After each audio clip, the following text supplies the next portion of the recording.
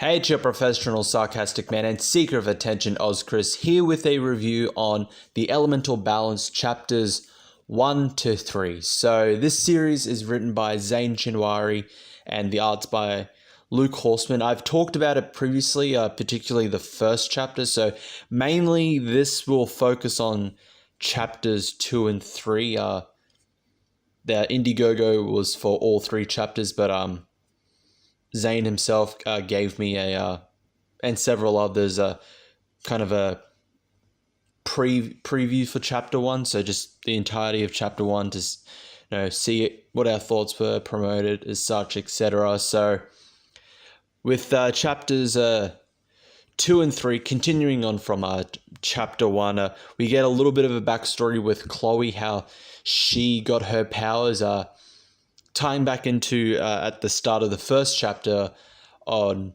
a cruise line. She and a friend are on a cruise line. A tsunami hits. The friend dies. Well, we don't see the friend die. It's implied that she did. And Chloe dies as well before being resurrected as the water elemental. That's her origin. That's the first half of the chapter, of chapter 2. Second half is her and Baraka, the earth elemental, are on the run. They're being chased after by these government agents, and they need to find the next elemental.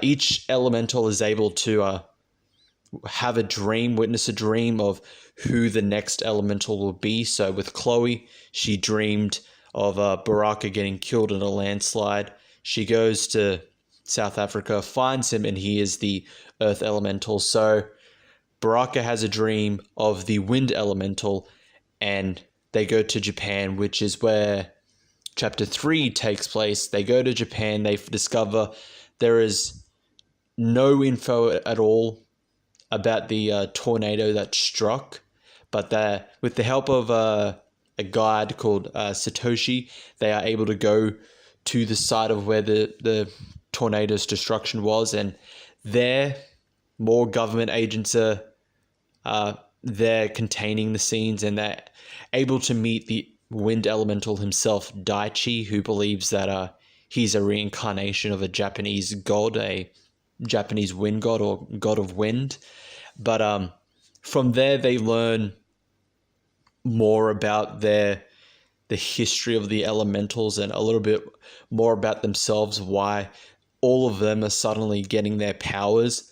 There's something after them. A fifth elemental, the void, is after them, and it needs to be found, but they need to find the next elemental, which is fire, which will be chapter 4. So my thoughts on it: story, 4 out of 5.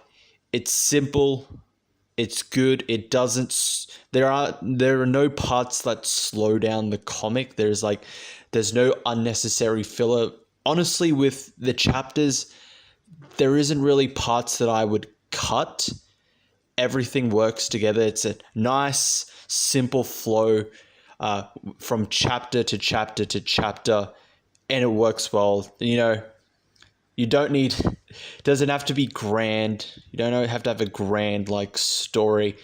It's just nice to have something good and simple, which the Elemental Balance absolutely nails. So 4 out of 5 for the story. Art, 3.5. Art is solid. I'm still not sold on the faces. The faces are off with me, I'm afraid. As I've mentioned in my review for the first chapter, I'm not a big fan of those, but the artists are solid and simple. Not bad. It's not bad art. And the covers are 4 out of 5. I really like the covers as well. They're pretty good covers. So that's it for my review. Hopefully this should be coming out the day before or on the day that chapter 4 releases. So I'm 100% going to back that. I enjoyed chapters 1 to 3. Definitely going to get chapter number 4.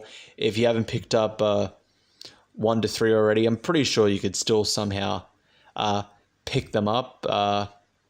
Or if you have already and you liked it, make sure to definitely back chapter 4. I'm going to, like I said, I will I will definitely, and I will promote it heavily. It's good, good, simple story.